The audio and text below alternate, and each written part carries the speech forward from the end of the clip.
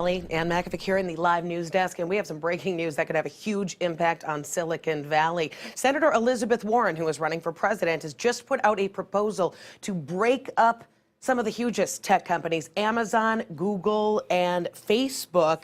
When you look at these companies, they're companies that own other companies. For example, Google owns Waze and Nest, Facebook owns WhatsApp and Instagram, and Amazon owns Whole Foods. She wants to break those companies up. She is proposing major structural changes within what she calls platform utilities. So this proposal includes a lot of negative words toward these huge Silicon Valley companies. So you can expect they are going to be fighting against it. She says they are squashing innovation and that they have too much control over our society and our economy. Back to you.